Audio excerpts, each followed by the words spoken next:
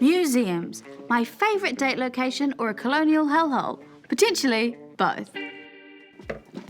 Allegedly, we have over 400 museums in Aotearoa, making us a country with one of the highest number of museums per capita. We have the Steampunk HQ in Wāmaru. We have the Police Museum in Monarchy. We have the Coding Museum in Matakohe, and we have Pamela's Great Doll Collection at Castle Pamela in Tito. There truly is something for everyone.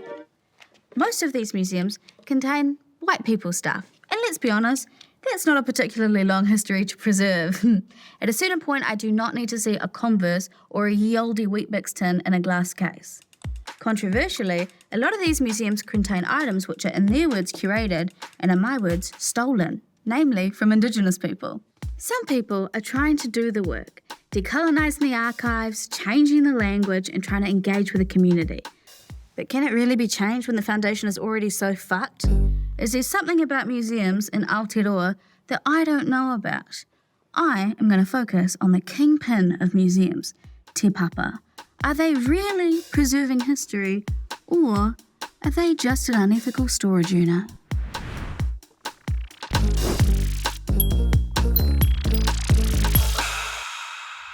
Joining me from Te Papa, here to talk about museums and my squid conspiracies, it's the head of Mātauranga Māori, it's the delightful Migoto Eria. Kia ora. Kia ora. What's a museum? My definition of a museum today is we are knowledge holders. We also hold a whole pile of stuff, what we call the National Collection, and we have a whole pile of experts and researchers who manage that collection. Knowledge holders and hoarders. Your job is head of Mātauranga Māori at Te Papa. What does that mean and what is your job? So I manage a group of Māori curators and everything basically that pertains to Mātauranga Māori at Te Papa. Is it fun? There is never a dull moment. Let's just say that. How do these taonga end up in the museum? As it is today, but much more in the late 19th century. There's a huge market for taonga Māori, both here and abroad. Quite often a lot of these collectors knew each other, knew what was in the country, knew what was at all the museums and would do little swapsies. Were these collectors back in the day, are these Māori collectors or? No. Is collectors sometimes a nice word for thieves? Maybe. If my iwi has taonga in the museum and I want it back, what's the process like for me to do that? So the first thing that you'll probably need to do is have a united front on your end. And perhaps have a spokesperson. Also have somebody who is a provenance researcher, so someone who's absolutely certain and meticulous. We do our best to ensure that we can work with you as much as possible. We want to make sure that we can support you. I also want to be so clear I would never be the spokesperson and I'm not volunteering for that role. It's never going to be me. The United Front does sound truly like the most difficult part. Oh, and it is. It's very complex. It's never ever as straightforward as that. I think we're also very lucky to have someone like you in there doing the work and making museums a place that reflect more than one type of story. Well, we've still got a lot of work to do. Oh, yeah. It's really important for us to always be succession planning and making sure that we become obsolete. So someone should be gunning for my job right now. You know, somebody young, vibrant, brings a lot of life. And just to not only maintain but further develop how it is that we interpret our knowledge and further invite our people into to understand their history. I love the way, and I think it is exclusive to Māori, how we want people to take our seats at the table. We're like, no, please take it. That's the dream. The dream is for someone to push me out and for you to be in there doing a better job than me. That's the dream. Alrighty, team. Now, as you know, we've had to make some budget cuts to the museum.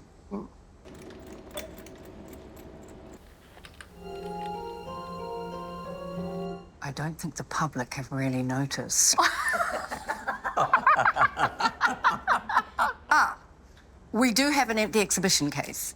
Did anyone remember to bring in any items from home, an artefact, a bit of history preserved? I went for dinner at my neighbour's house last night and I managed to snaffle this gorgeous pasta bowl. I think it was like family heirloom or something, but I think we could preserve it better here. Stunning. One man's heirloom is another man's history. Thank you, very good. Well, the other weekend I went and visited my parents, and they've and they've been holding on to my auntie's ashes for a while, so I thought I could bring them here. And that is a gorgeous urn. You know what? That urn caught my eye too. Great minds. Stunning. Oh, hey, could I have a look at your ring for a moment? Sorry? Could I please have a look at your blue ring for a moment? Oh, Yeah. yes, of course.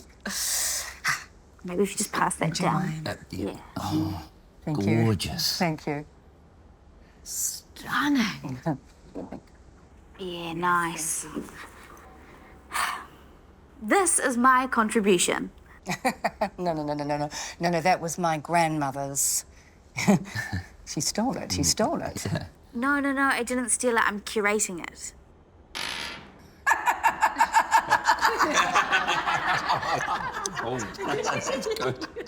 Oh, very good. Promotion on the way. Whoa. But seriously, give it back. Don't worry, boss. You can enjoy it from the glass case. Oh, if you are viewing the artifacts as a spectator, we do ask that you make the optional $5 donation.